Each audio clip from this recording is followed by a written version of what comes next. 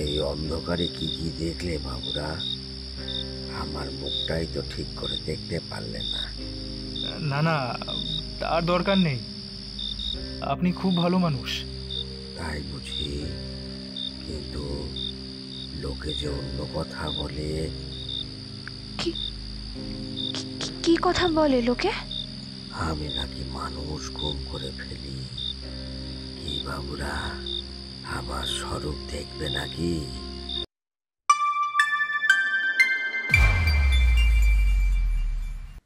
আজ আপনাদের জন্য থাকছে লেখক প্রীতম শাহের মৃত্যু ভয়। এই গল্প শুধুমাত্র প্রাপ্তবয়স্কদের জন্য। তাহলে চলুন সকলে মিলে গল্পটি উপভোগ করি। আর এমন গল্প শুনতে সাবস্ক্রাইব করতে ভুলবেন না যেন।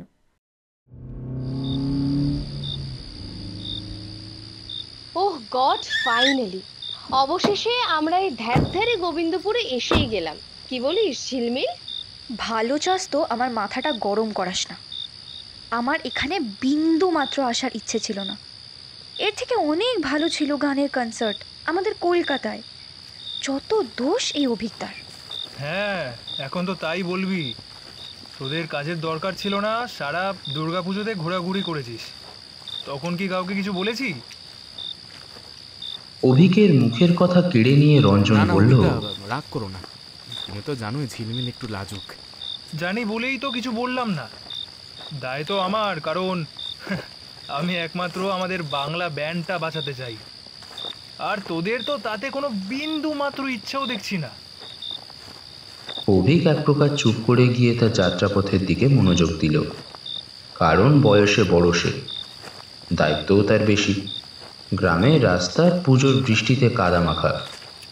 সন্ধ্যের আবছা আলোতে দেখে মনে হচ্ছে সারা রাস্তায় আলকাতরা ফেলা। এভাবে না বললেও পারতিস। অভিজ্ঞতা শুধু শুধু খারাপ ভাবলো আমাদের। অভিজ্ঞতার খারাপ লাগা তোর চোখে পড়লো, আর আমার ভালোবাসা তোর চোখে পড়ে না, তাই না? সেটাই তো। আমি আর কি এখন? এক হাতে গানের ইনস্ট্রুমেন্ট, আর এক হাতে ঝিলমিলকে একটু জড়িয়ে ধরল। কানে কানে বলল, তুই ছাড়া কে আছে আমার? আমি এতক্ষণ চুপচাপ শুধু তোদের দেখছিলাম। তোরা কতটা বাড়তে পারিস। নিজেদের মধ্যে ঝামেলা না করে সন্ধ্যার আগে সেই মহান জায়গায় পৌঁছই। কি যেন বেশ নাম? শান্তিপুর। হ্যাঁ রাইট, শান্তিপুরে অশান্তি করতে যাচ্ছি। আজকে আমরা ঝড় তুলব স্টেজে। কলকাতায় তো অনেকগুলো স্টেজ কাঁপিয়েছি আমরা চারজনেই। আশা করি এখানে আর কোনো অসুবিধা হবে না। একেই নতুন ব্যান্ড, তার উপরে চারজনের একটু ভয় মনের মধ্যে কাজ করে। কলকাতার মতন শহরে গান করে কিছুটা নামডাক হয়েছে, তখন শান্তিপুরে বোধহয় খুব একটা অসুবিধা হবে না। এই কথাই মনে মনে ভাবছে অভিক। জয় রক।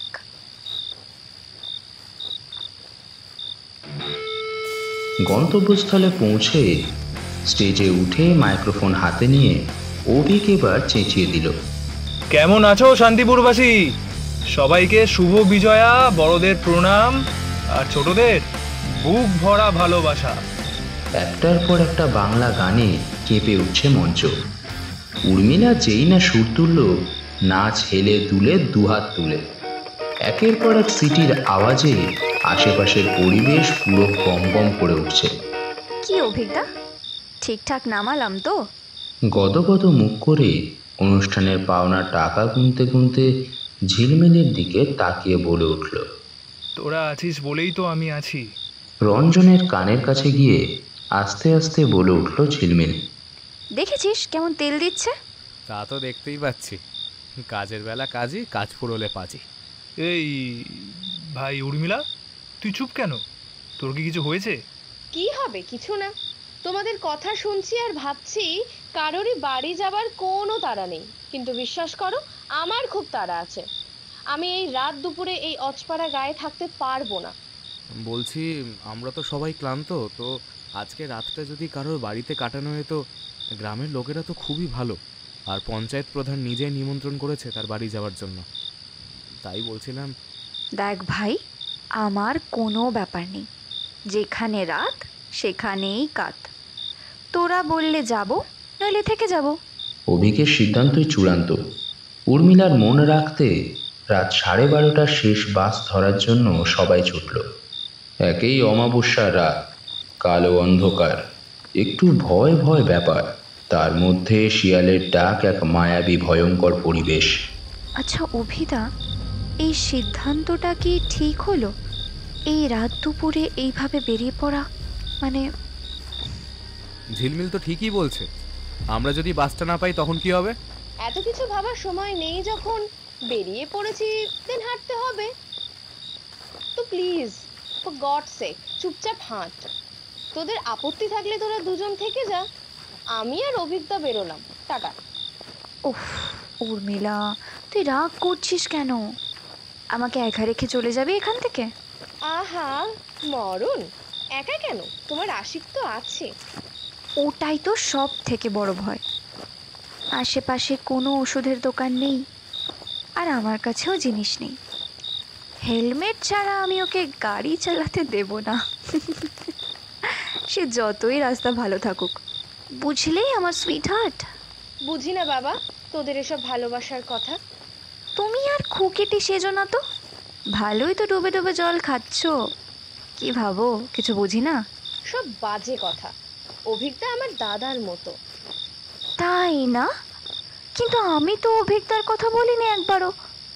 ঠাকুর ঘরে কে, আমি তো কলা খাইনি। ভালো ভালো, চালিয়ে যা। এই তো পাকা রাস্তা দেখা যাচ্ছে, এবার শুধু বাস আসার অপেক্ষা। একদম ঠিক বলেছিস। তোমরা কি একটা জিনিস খেয়াল করেছো?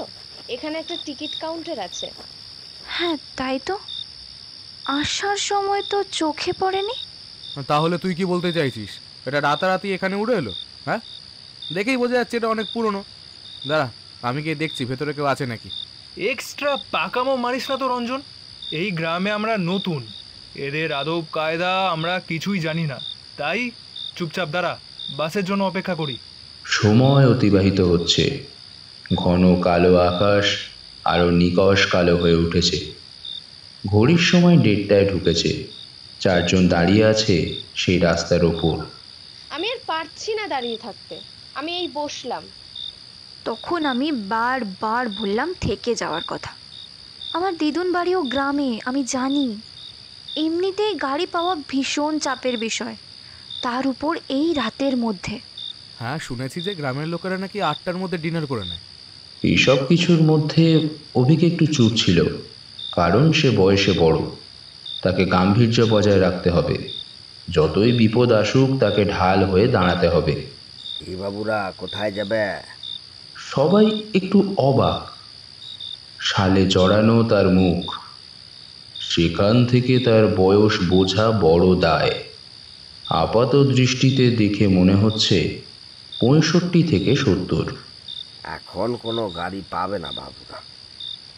সামনে একটা ভাঙা বাড়ি আছে, ওখানেই আমি থাকি। তোমরা চাইলে আজকের রাত ওখানেই কাটাতে পারো। ঘরে যা আছে সবাই মিলে দুটো খাবো, খুব মজা হবে। একটা খ্যাঁক খ্যাঁক হাসি হাসলো লোকটা। কি বলিস তোরা? আমাদের যাওয়াটা কি ঠিক হবে? তাকে সারা রাত এই রাস্তায় কাটাবো? হ্যাঁ অভিজ্ঞতা, আকাশটাও কেমন গুমোট মেরে আছে। যখন তখন বৃষ্টি নামাতে পারে, কিন্তু তখন আমরা কোথায় যাব? চলো অভিজ্ঞতা, ওই লোকটার সঙ্গে যাই। অগত্যা সবাই প্রস্থান করলো, আর লোকটাকে অনুসরণ করে হাঁটতে থাকলো। হাঁটতে হাঁটতে একটা জংলা বাড়ির মতন দেখা গেল। এই তোমরা দেখছো লোকটাকে কিন্তু আর দেখা যাচ্ছে না। আরে চিল মার, উনি মনে হয় ওনার ঘরে চলে গেছে। আচ্ছা শোনো না, এই বাড়িটার ভিতরে ঢোকা কি ঠিক হবে আমাদের? হ্যাঁ, একটু গা ছমছমে ব্যাপারটা তো ফিল করতে পারছি। চলো, এখান থেকে চলে যাওয়াই আমাদের ভালো হবে। বাহ, কি সুন্দর! বাইরে আর ভিতরের মধ্যে তো বিস্তর ফারাক। এটা তো একটা ধ্বংসপ্রাপ্ত রাজবাড়ি। দোতলার এতগুলো ঘরের মধ্যে শুধু একটা ঘরেই আলো জ্বলছে। মনে হয় বুড়োটা ওই ঘরেই থাকে। একদমই তাই। এর থেকে বোঝা যায় এখানে লোক থাকে তো ভয় পাওয়ার কিছু নেই। কথায় আছে, যেখানে বাঘের ভয় সেখানে সন্ধে হয়। মাথা গোজার জায়গা পেয়ে যখন সবাই আনন্দিত, একটু বিশ্রামে ঢলে পড়েছে শরীর, ঠিক তখনই চিৎকার। এই ভাই, তোরা শুনলি? কার একটা চিৎকার? শুনলাম তো অভিজ্ঞতা। অভিজ্ঞতা, উর্মিলাকে কোথাও দেখা যাচ্ছে না। দেখো, উর্মিলা কোথায় গেল বলো তো? এটা কিছুটা উর্মিলার চিৎকার না? বেশি সাহসী, একা একা ওয়াশরুমে গিয়ে হয়তো ভয় পেয়েছে টিকটিকি দেখে। না না, এতটা ক্যাজুয়াল নয় ব্যাপারটা, ঠিক। চলো একটু গিয়ে দেখে আসি, একই অচেনা জায়গা। আমি প্রথম থেকেই বলছি বিষয়টা ভালো লাগছে না।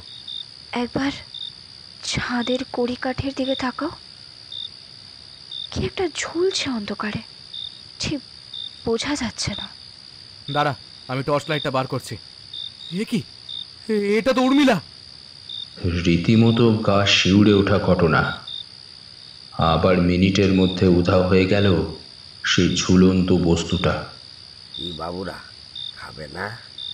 তোমাদের কিছু লাগবে? দিয়ে যাব। আমরা আমাদের বন্ধুকে খুঁজে পাচ্ছি না। চিন্তা করো না, ঠিক চলে আসবে। অনেকদিন পরে আমার বাড়িতে আত্মীয় এসেছে, একটু সুযোগ করে দাও আতিথেয়তা করার। বলার পর আবার সেই বিচ্ছিরি হাসিটা হেসে চলে গেল। ছোটবেলায় শুনেছিলাম তেনারা এই পুরনো বাড়িতে বিরাজ করে আর তেনাদের ছায়া হয় না। রঞ্জন, একটা জিনিস দেখ, এই লোকটারও কোনো ছায়া নেই। রাম রাম রাম। ফালতু প্যানিক করবি না। উর্মিলাকে খোঁজার থেকে এখন বড় কাজ হচ্ছে এই লোকটার পিছন করা। এ কোথায় আপন ইচ্ছায় গায়েব হয়ে যাচ্ছে কে জানে। আমি বাবা কোথাও যাব না, আমার ভীষণ ভয় করছে। তা তুই এখানে একা থাকতে পারবি তো? কথা না বাড়িয়ে আমার হাতটা ধরে চুপচাপ চল। এ কি রে রঞ্জন, এ কি দেখছি? নিজের চোখকে তো বিশ্বাস করতে পারছি না। এ কি, এই তো লোকটা রান্নাঘরে ছিল, কেমন বাতাসের সঙ্গে মিলিয়ে গেল। এই বাবুরা, ও খিদে পেয়েছে বুঝি? না না, খামোকা খিদে পাবে কেন? একটু ঘুরে ঘুরে দেখছিলাম আর কি বাড়িটা। এই অন্ধকারে কি কি দেখলে বাবুরা? আমার মুখটাই তো ঠিক করে দেখতে পারলে না। না না, তার দরকার নেই, আপনি খুব ভালো মানুষ। তাই বুঝি? কিন্তু লোকে যে অন্য কথা বলে। কি কথা বলে লোকে? আমি নাকি মানুষ গুম করে ফেলি। কি বাবুরা, আমার স্বরূপ দেখবে নাকি? এক হাতে চাদর খুলে দিয়ে মাটির থেকে কিছুটা শূন্যে উঠে যেই না মুখ দেখালো, এক জীর্ণ শরীর, কোনো মাংসের চিহ্ন নেই বিন্দুমাত্র। মাথার পিছনে এক দগদগে ঘা, এক চোখের কোটর দিয়ে বেরিয়ে পড়ছে টাটকা লাল রক্ত। সে এক ভয়ঙ্কর দৃশ্য।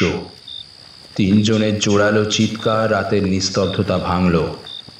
পুরনো বাড়ির সব আলো নিভে গেল, শুধু আতঙ্ক আর আতঙ্ক। এক ভয় কাজ করছে সারা শরীর জুড়ে, এক নিস্তব্ধ আতঙ্ক খেলা করছে। ভয়, শুধু ভয়, মৃত্যু ভয়।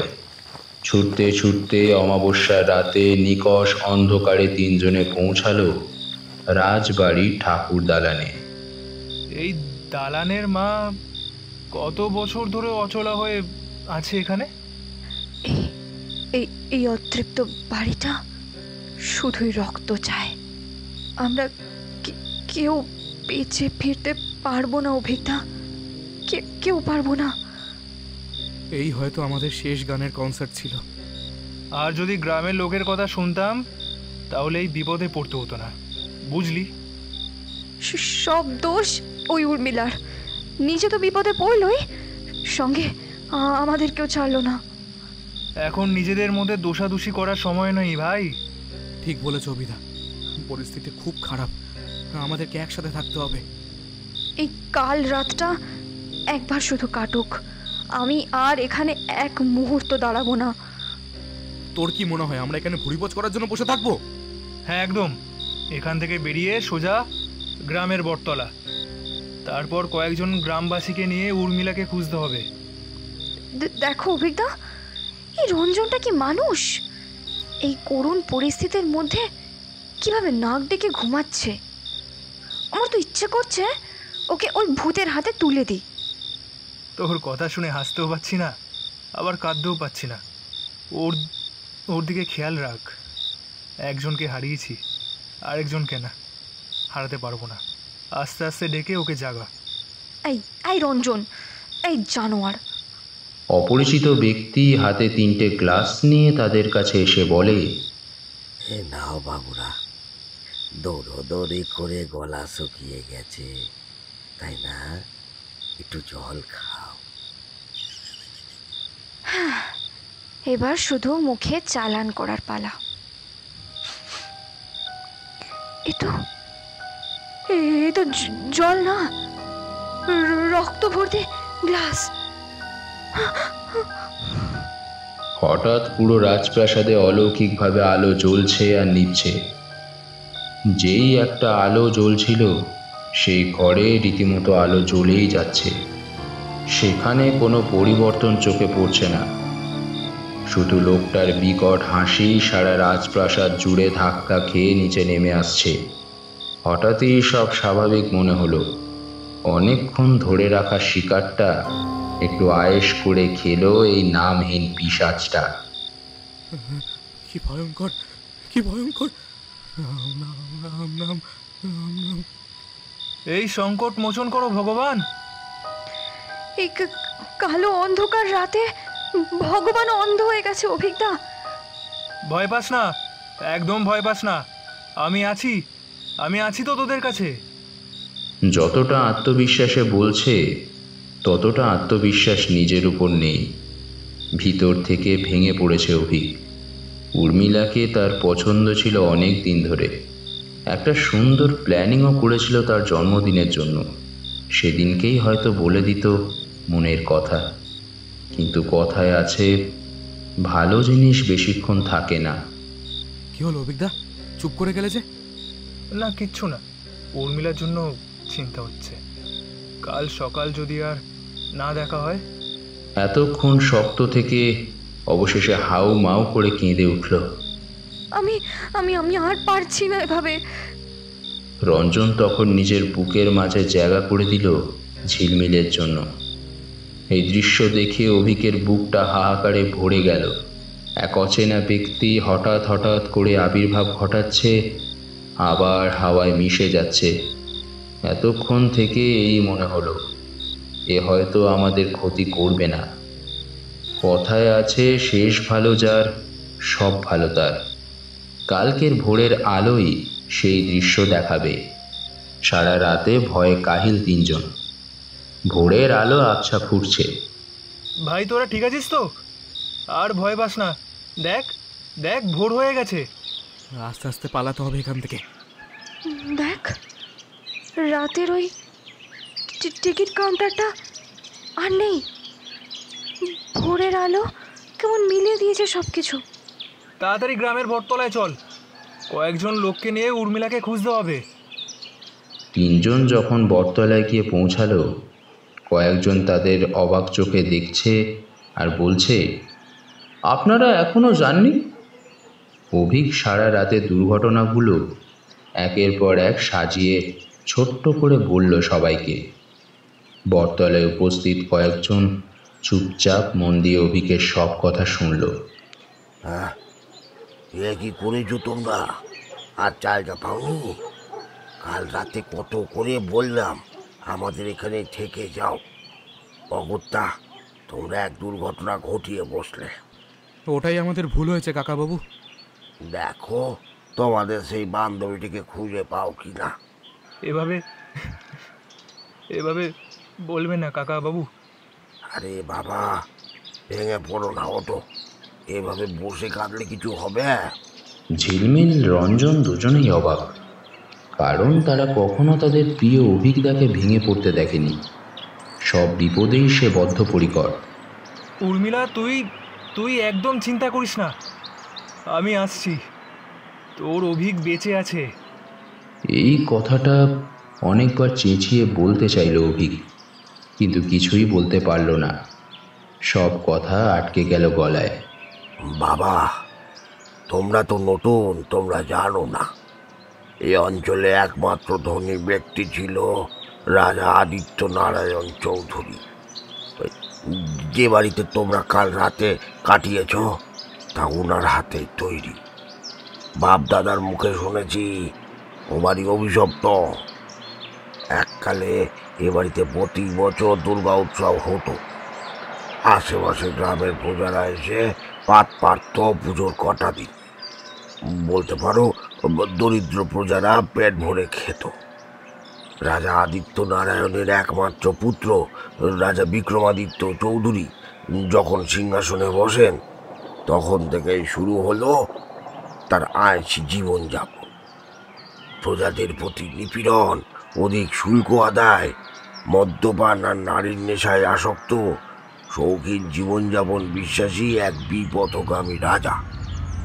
বিবাহ না করেও অগুন্তি সম্পর্কে লিপ্ত থাকতেন সব সময়। বাইজি চম্পা ছিল তার অতি প্রিয়। লোকমুখে সে কথা শুনেছি। সেই বাইজি তাকে শেষ করেছে। আজ রাজা থেকে ভিখারি, শুধুই বাড়িটাই দাঁড়িয়ে আছে। শত্রুপক্ষে রাজার সাথে সলা করে বাইজি চম্পায় একদিন তার মদে বিষ মিশিয়ে দেয়। রাজা যখন অচৈতন্য হয়ে পড়েছে, তখন খিল দিয়ে তার মাথা দুভাগ করে দেয়। আঘাতে কুকিয়ে ওঠে বিক্রমাদিত্য। নৃশংসভাবে খোপার কাঁটা তার চোখের মধ্যে ঢুকিয়ে দেয় চম্পা। সে সেই আধমরা শরীরটাকে হ্যাচকাতে হ্যাচকাতে দোতলার এক ঘরে ফেলে দিয়ে একটা প্রদীপ জ্বালিয়েছিল আর অভিশাপ দিয়েছিল যে যতদিন না তার দেহে সৎকার হবে ততদিন সেই প্রদীপ নিভবে না। যবে সেই প্রদীপ নিভে যাবে তবে সেই রাজা মুক্তি পাবে, নইলে যুগ যুগ ধরে সেইখানেই বন্দী হয়ে থাকবে। রাজদণ্ড গেল ঘুচে।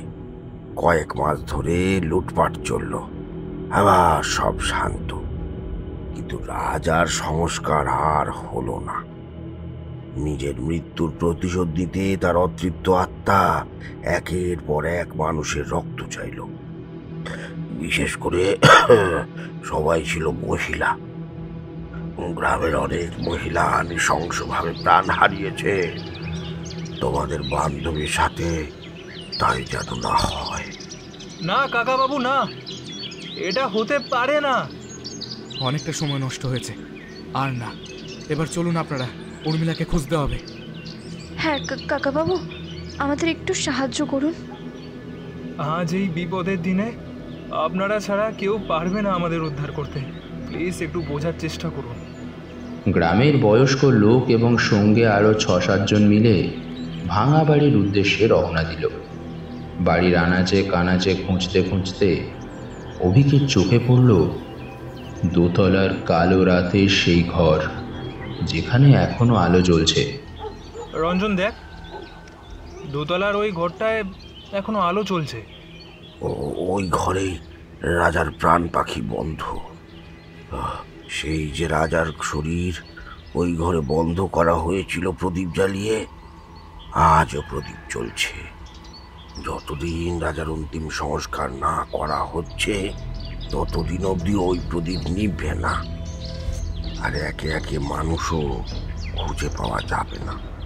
কাকাবাবু প্লিজ, আপনি এভাবে বলবেন না। দেখতেই তো পাচ্ছেন অভিকটা কতটা ভেঙে পড়েছে। সত্যটাকে মেনে নাও সহজে। হ্যাঁ। খুঁজতে খুঁজতে মূল বাড়ির পিছনের থেকে দুজনের চিৎকার শোনা যায়। অভিক প্রাণপণে ছুটে গেল এবং তাকে অনুসরণ করে বাকিরা। এ কি? এটা তো উর্মিলা। তোর তোর কি হয়েছে? এই দৃশ্য দেখে পাথর হয়ে গেছে সে। নিজের চোখকেই নিজে বিশ্বাস করতে পারছে না। তার প্রিয় মানুষের শরীরটা মাটিতে পড়ে রয়েছে, আশপাশের মাটি ভিজে। নিজেকে সামলো অভিজ্ঞতা, যা হবার হয়ে গেছে। রঞ্জন, রঞ্জন! ছুটে গেল উর্মিলার পাশে, আছাড় খেয়ে পড়ল আর বারবার বলতে থাকলো, তোর কিচ্ছু হবে না, আমি আছি তো। উর্মি, আমি তোকে অনেক ভালোবাসি। সবাই তোকে উর্মিলা বললেও তুই আমার কাছে উর্মি। কি রে, কথা বলবি না? রাগ করেছিস? কে কে নৃশংস হত্যা! মাথার পিছনটা পুরো পুরো থেতলে দিয়েছে। দলা দলা রক্ত আর ধুলো, কি বিকট দৃশ্য! দেখা মাত্রই চোখ উল্টে বমি চলে আসছে। একটা চোখ খুবলে নিয়েছে। কতটা নৃশংস হলে কেউ এইভাবে হত্যা করতে পারে? মা, এ তো মানুষ না, এ অবদেবতা। তাকে ঠেকানোর সাধ্য কি মানুষের আছে? আমি আজ এক্ষুনি এই দোতলার ঘরের প্রদীপ সব কটা নিভিয়ে ফেলবো আর রাজার দেহ সৎকার করব। আমার হাত ছেড়ে দে রঞ্জন। সকলের বারণ তোয়াক্কা না করে অভিক এক প্রকার ছুটে চলে গেল ভাঙা বাড়ির দোতলায়। এ কি, শরীরের তো কোনো অংশই আর অবশিষ্ট নেই। আছে একটা মাথার খুলি আর কটা হাড়। অভিকের দুই চোখে এখন ঘোর লেগেছে।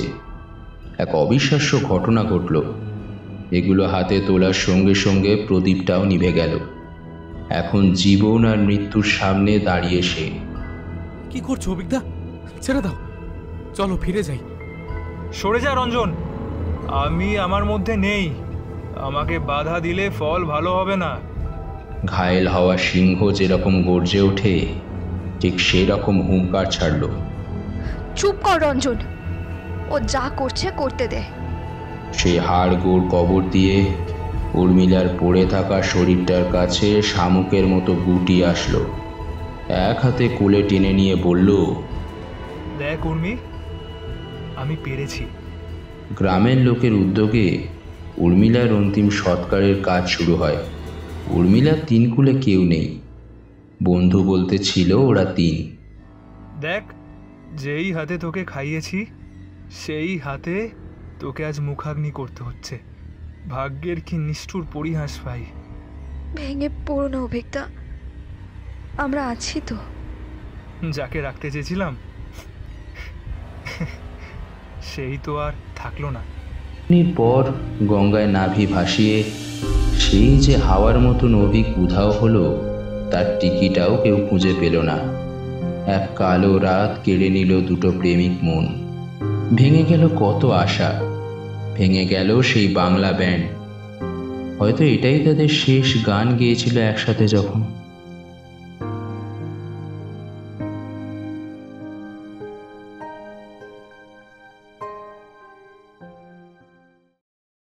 আজকের গল্প এখানেই সম্পূর্ণ হলো। শুভারম্ভ হয়েছিল লেখক প্রীতম সাউয়ের মৃত্যু ভয় গল্পটিতে। সাথে ছিলেন প্রদ্যুৎ, তিয়াশা, প্রিয়াঙ্কা, অভয়, সৌমিক, শুভদীপ এবং আমি পম্পা। এমনই মনোরম গল্প উপভোগ করতে শীঘ্রই সাবস্ক্রাইব করুন আমাদের ইউটিউব চ্যানেলকে এবং অগ্রিম নোটিফিকেশন পেতে বেল আইকন প্রেস করুন। গল্পের নাম মৃত্যু ভয়, লেখনী প্রীতম সাউ, নিবেদনে সুমন সরকার, অডিও মার্চ Rimpa Ghosh, sound design Apu, social media publishing Srilekha Mitra. আজকের গল্পের অভিজ্ঞতা কমেন্ট বক্সে আমাদের সাথে ভাগ করে নিতে ভুলবেন না যেন। ধন্যবাদ।